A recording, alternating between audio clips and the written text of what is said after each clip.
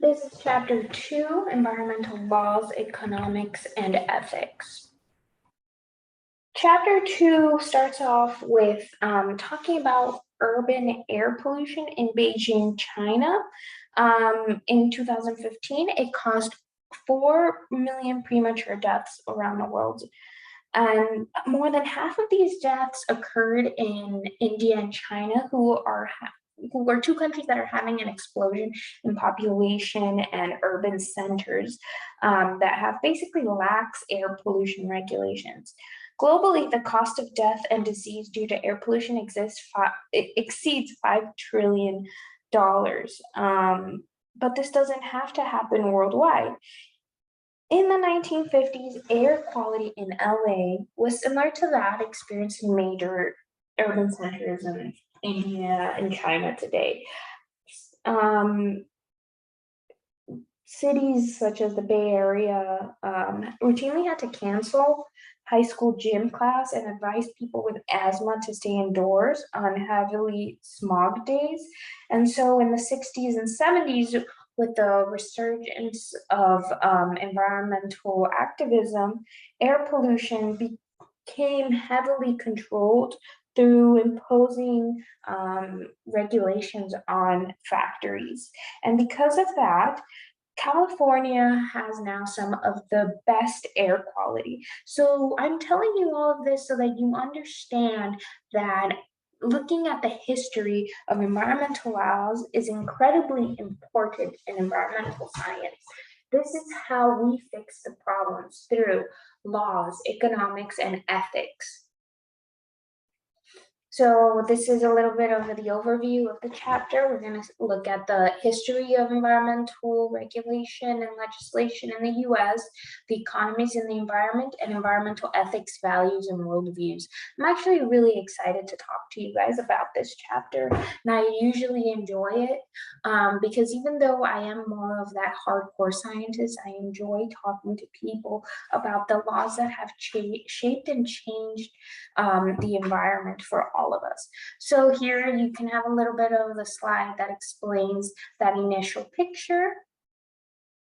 And so we're going to jump right into US environmental history.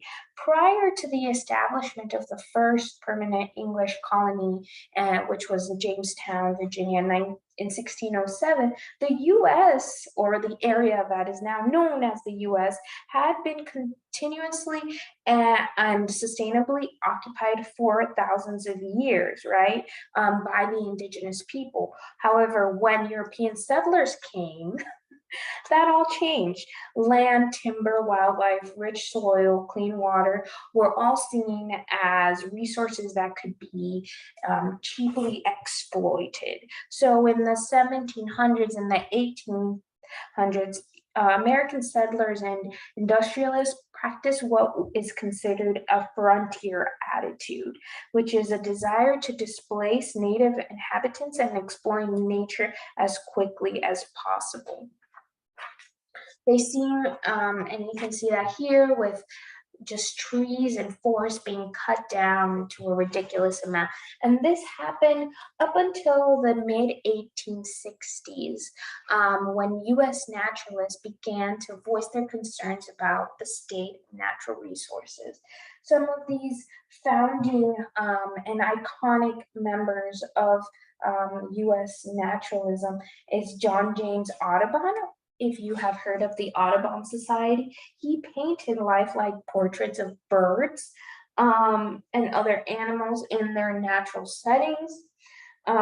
His paintings were based on detailed field observations, which aroused widespread public interest in the wildlife of North America. Henry David Thoreau, who was a prominent US writer, he lived for 2 years on the shore of the Walden Pond near Concord, Massachusetts, and he observed nature and contemplated how people could economize and simplify their lives to live in harmony with the natural world. George Perkins Marsh, he was a farmer, a linguist, and a diplomat all at various times in his life.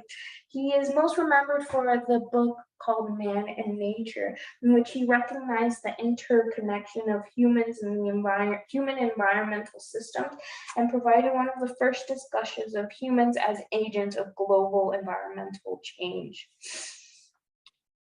And then in 1875, a group of public-minded citizens formed the American Forestry Association, which still exists today, with the intent of influencing public opinion against the wholesale destructions of America's forests.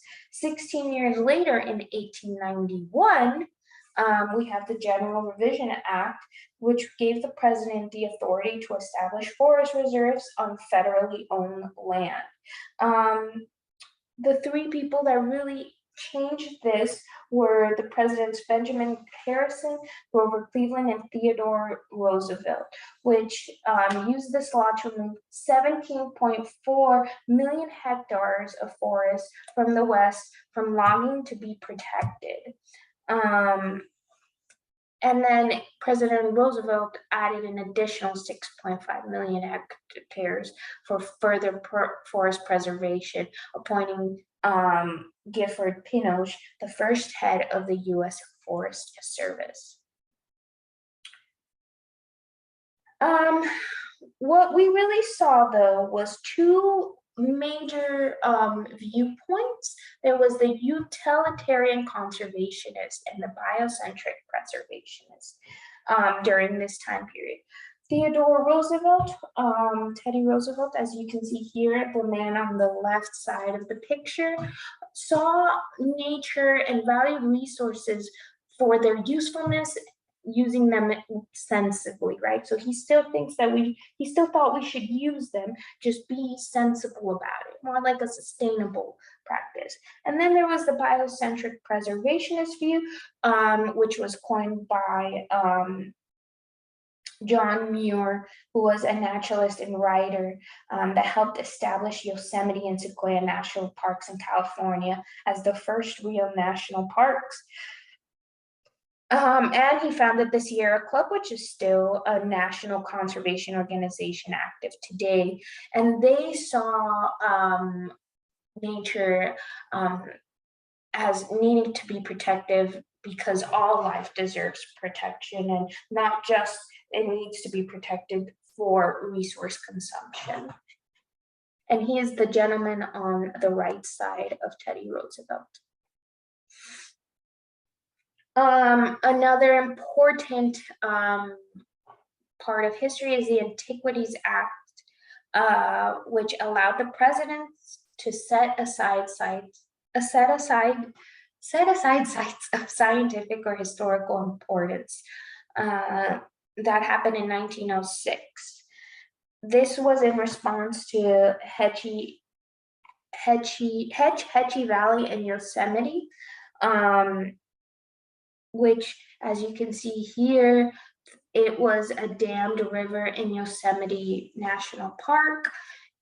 It was highly opposed by John Muir's Sierra Club. However, he lost this battle and it was eventually dammed. Because of this, a lot of other things were created, such as the National Park Service in 1916, and then later down the road, because of the Dust Bowl, which occurred in the 1920s, the creation of the USDA Soil Conservation Service. Franklin Roosevelt, which had no connection to Teddy Roosevelt, established the Civilian Conservation Corps and the Soil Conservation Service, as I had mentioned, in response to the American Dust Bowl. Basically, what happened is that farmers in the Midwest overplowed and overgrazed the prairies of the Midwest to the point where it created a positive feedback loop that intensified erosion and kept it going for about a decade. And that, coupled with the Great Depression, severely harmed the farmers and basically left them destitute to the point of people dying from either starvation or just because of the fact they couldn't breathe with all of the erosion and dust happening everywhere. Aldo Leopold is another very important figure. He was a wildlife biologist and environmental visionary who was influential in the conservation movement of the mid and late 20th century. His book called Game Management, published in 1933, supported the passage of a 1937 act that imposed taxes on sporting weapons and ammunition which then funded wildlife management and research. Wallace Stegner, the famous wilderness essay writer, helped create also the passage of the Wilderness Act of 1964. And some key people that I do want you to know about are, the first is this woman right here, Rachel Carson. She published a very famous book called Silent Spring, which raised public awareness about DDT, a pesticide that was poisoning wildlife and food supplies.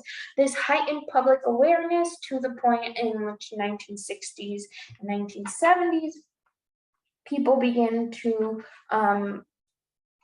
realize that corporations, industries, factories, and chemicals were not on their side. Another key person is Paul Ehrlich, he was an ecologist.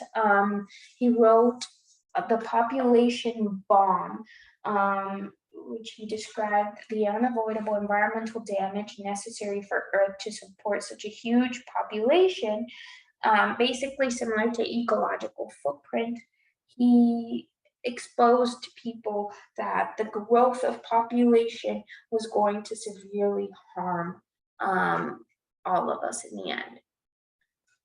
All these things, all of the voices of the environmentalists, as I mentioned, gave way to the environmental movement of the 1970s.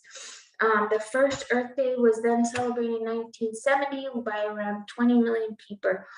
In 1990, Earth Day was celebrated by 200 million people in 141 nations, and the theme was Think Globally, Act Locally. And now, in 2017, we have environmental and climate literacy, which was attended by, I believe, like about 1 billion people worldwide.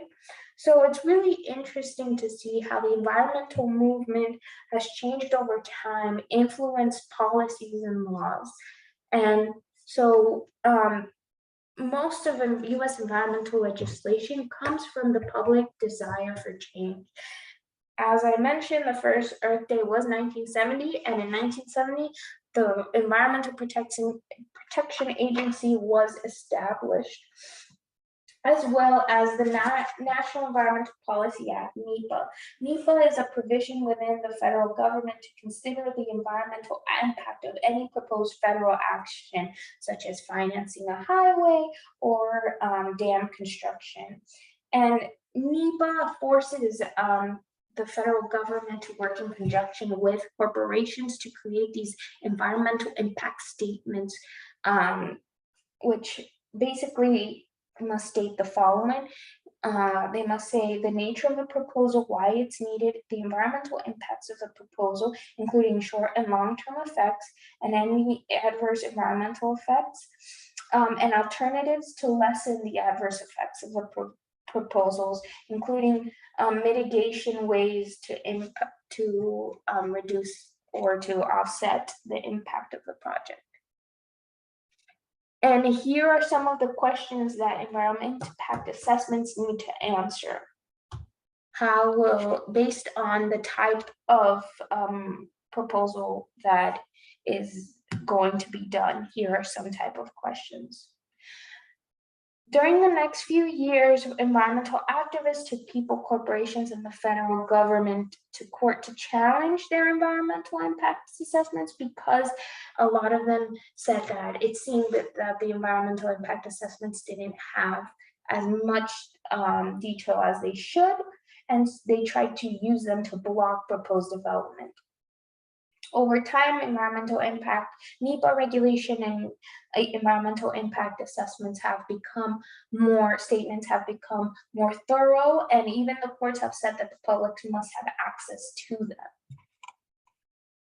So since the 1970s, several laws have been passed: the Clean Water Act, the Clean Air Act, Energy Conservation, Hazardous Waste, Pesticides, Federal Regulation, and Pollution. And if you look at Table 2.1, some of the most important federal environmental legislation is there. You can see so many different laws. It's truly incredible. And there's still more work to be done. Honestly, like, these laws are great and fantastic, but we still need more protection because, as we have seen, more chemicals come out, more environmental degradation occurs. So some of the positive things that have happened since the 1970s is that 23 parks have established, 23 initial parks have become basically to a total of 59. This number is actually incorrect, but it's in your book. The book is from 2018. The actual number is 63. If you look at the National Park Service website, millions of hectares of vulnerable soil have been withdrawn from farming, and so we have lessened the risk of soil erosion. Previously endangered species are doing better. One of the most famous one is the American bald eagle. Previously, this species was considered to be highly endangered, and now it's bouncing back. Great improvements in energy efficiency and conservation technology. Success of pollution control efforts since the 1970s, 6 air pollutions have dropped by 25%, although not carbon dioxide, and lead to nearly zero. Lead used to be found in paints and construction materials. Since it's been banned, it is no longer, constantly found. However, older buildings still have lead, paint pipes still have lead, so that's still some remediation that needs to happen. Since the 1990s, sulfur dioxide levels have dropped by 75%. In 2015, 91% of the US had healthy drinking water. In 2014, 45% of municipal waste is burned as waste to energy or recovered for recycling. In 2015, human exposure went under control at 87% of listed hazardous waste, up from 37% in 2000. So what that means is that hazardous waste were exposing a huge amount of the population. It's now under that percentage. So less than 87% of the population is now exposed to this. Economics and the environment. Economics is a field whose practitioners assume that people make most decisions by trying to satisfy unlimited wants with limited resources. Economists combine theoretical assumptions about individual and institutional behavior with analytical tools that include developing hypotheses, testing models, and analyzing observations and data. So they recognize the complex interactions among the environment, society, health, and well-being. And there are 3 main ideas in applying economics to the environment. The first is that economics is utilitarian. Goods and services have value that can be converted to currency. The second is the rational actor theory. So economists assume 2 things about all individuals. The first is that individuals have preferences among different goods and services, which economists refer as utility. And the second is that individuals can and do spend their limited resources in a way that provides them the most utility. So, and the last idea is that resources will be allocated efficiently. Efficiency is a term that economists use to describe multiple individuals getting the greatest amount of goods or services from a limited set of resources, okay? So in an idea economy, resources would be allocated efficiently. This doesn't necessarily happen, as we spoke about in our first chapter. We do not see this very often. And so what are some of the environmental problems that are caused by market failures? So what are things that happen due to societal choices incorrectly handling resources? Well, externalities, when a producer of goods or services does not pay for the full cost of production, such as air pollution by vehicles is not accounted for, and the cost is spread to another party or all of society, such as the air pollution problem that California, India, and China were and are facing today due to industrialization, cars, factories, etc. And inefficiency, scarce resources are not used well. What are some of the solutions for multiple polluters? Well, identify the optimum amount of pollution, cost to society of having less pollution, offset by benefits to society of the activity that creates the pollution. To find optimum, we must identify and balance. So the marginal cost of pollution, which is the cost of small additional amount of pollution, versus the cost of reducing small amount of pollution, which is the marginal cost of abatement. And that is how we find a solution to pollution. We must see kind of that balance in between. The strategies for pollution control. So economists favor market-based solutions, but other methods are often used. Command and control solutions. Basically, the government requires particular equipment or regulations to lower emissions or pollutants. This discourages, though, low-cost alternatives or creativity because it's just like forcing upon a corporation to do a certain thing rather than allowing for technological advancement or creativity. Incentive-based strategies. This is probably what economists favor the most. And this is a market-based strategy to lower pollution through environmental taxes or tradable permits. You may have heard of environmental taxes being referred to as green taxes. So identify and replicate societal cost of pollution with emission charge. If taxes are set at correct level, private marginal cost of pollution, aka equals the social cost of pollution.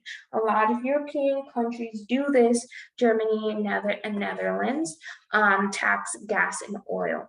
Or tradable permits. So what this means is that you identify the optimal level of pollution and give each corporation, factory, company a certain number of permits that allow them to release a certain amount of pollution. Now, they can buy more permits from other companies, or they can keep the same amount, or they can sell the permits.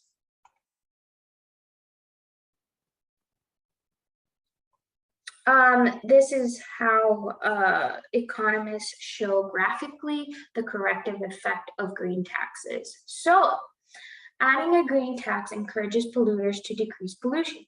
The green line is the marginal cost of pollution abatement.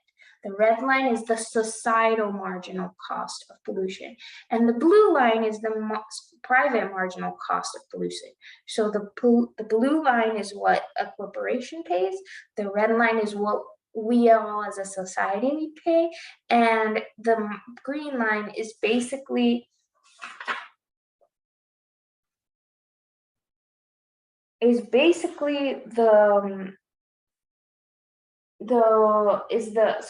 green line is the small additional amount of pollution, is the cost associated with reducing a small additional amount of pollution. So the green tax amount would be that area right there in between the corporation cost of pollution, the societal cost of pollution, interacted with the cost of reducing a small additional amount of pollution. Now, there are obviously critiques to environmental economics because it's difficult to assess the true cost of environmental pollution and abatement. Pollution goes into an open system and interacts with several different factors. So the impacts of pollution on people and nature is not very certain. Remember, accuracy is not always possible in science. It's just you need to do repeatable things until trial and error to get as close as possible. And ecosystem services have no real known value in terms of our monetary value, right? Ecosystem services such as clean water, clean air, it's hard to put a number on them, and so a lot of people get frustrated and angry when, a government or an agency puts an arbitrary number next to them. And utilitarian economics may not be appropriate in this term because there are always dynamic changes and time are not considered, since some ecosystem services obviously may take longer to be replenished. And how do we assess our national income account? Our economy is funded mainly by natural, not human-made assets. And we usually represent our total annual income for a nation through the gross domestic product or the net domestic product. But these are numbers made up based on not natural resources. They're made up of assessing human-made assets. So you see the problem here. Our economy, although is mainly funded by natural, not human-made assets, it's being evaluated under human-made assets, not natural-made assets. So a lot of people feel that GDP and NDP is not exactly the best way to represent the total wealth of a nation. A new way that countries have decided to look at assessing wealth is through an environmental performance index. Environment may be overexploited to a higher yield than GDP in developing countries. So along with GDP, environmental performance index may account for natural capital. And as you can see, the US ranked 26 out of 180, pushing it way below most European countries, even though we consider the US as one of the wealthier nations. But because EPI looks at how the country is exploiting its resources, it goes way below that.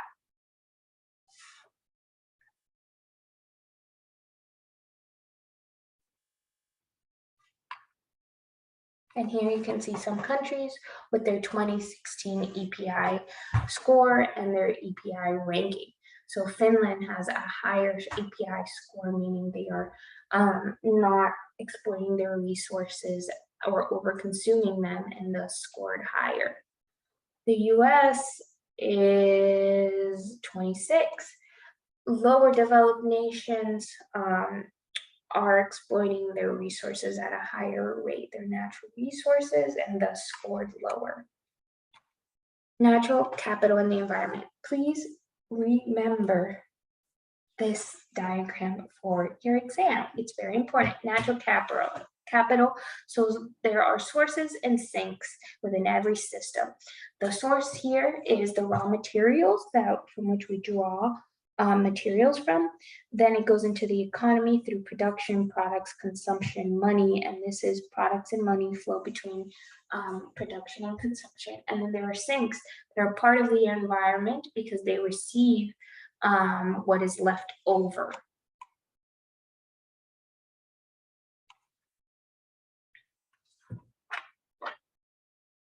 An important case study that looks into understanding both the GDP and the environmental impact environmental performance index is that of the fall of communist countries in the 1980s. For a long time, they kind of had put up a front that their GDP was high. But with their fall, we saw a huge amount of pollution that had been ignored for decades, meaning that their EPI was very, very low. And water became unusable to industry, let alone drinking. Fruit and vegetables were grown in chemical-laden soil, air pollution was abundant, and crop yields fell because of intensive fertilizer and pesticide use. So the fall of communism really revealed that the GDP of a nation was not the only thing that should be considered. And put at the forefront that EPI is also important when looking at a nation. Now we're going to move into environmental ethics. So how do our worldviews affect our ability to understand and solve sustainability problems? And ethics is a field of philosophy that is derived through the logical application of human values. These values are the principles that an individual or society considers important or worthwhile. Values are not static entities, but change as society, culture, politics, and economic priorities change. Ethics help us determine which forms of conduct are morally acceptable or unacceptable, right or wrong. And so environmental ethics is a field of applied ethics that considers the moral basis of environmental responsibility and the appropriate extent of this responsibility. And some of the questions that we ask in environmental ethics are: what role should we play in determining the fate of Earth's resources, including other species? What view should we use, short-term or long-term, for health of the planet? And as we have seen, there are different environmental worldviews. The two most well-known ones are opposing ones are the Western and the deep ecology. The Western is that human superiority over nature, exploitation over consumption. This one is similar to the frontier attitude of the 17th and 18th century. And then there's the deep ecology one, which is harmony with nature, humans, and all other species have equal worth. This one is similar to that of the indigenous people that lived in the Americas before the colonizing people came in. And this is important because today we are faced with environmental justice all around us. Understanding and establishing our environmental ethics and our worldviews influences the decisions that we make and how it affects others around us. Environmental justice means that the right of every citizen, regardless of age, race, gender, social class, or other factor, to protect from environmental hazards. Generally, members of low-income and minority communities have faced more environmental threats and have fewer environmental amenities, and have a less voice in planning and decision-making. Cases of environmental justice are everywhere. The most notable one was that came to light was in 2014. Flint, Michigan had the high levels of lead in drinking water after switching water supply to the Flint River. And Flint, Michigan is 41% under the poverty line and 56% African American. And still to today, it does not have clean drinking water. Another great example is that in 1997, there was a request to build uranium processing plants near two minority neighborhoods in Louisiana. The Nuclear Regulatory Commission, however, rejected the request because it had ruled that all potential sites near predominantly white neighborhoods were not able to be used, and the commission deemed that extremely inappropriate and wrong. So there are cases like this still happening today. Another important thing is that indigenous populations around the world face disproportionate risks and are faced with more environmental injustice than anywhere else. So how do we find solutions? Well, we need to find equitable solutions that respect all groups of people, not just one type. On a national level in 1994, President Bill Clinton required all federal agencies to ensure that policies do not discriminate against poor or minority communities when locating future hazardous facilities. And on an international level, in 1989, the UN Environment Program developed a treaty called the Basel Convention to restrict the international transport of hazardous waste. Originally, the treaty allowed countries to export hazardous waste only with the prior informed consent of the importing country, as well as of any countries that the waste passed through in transit.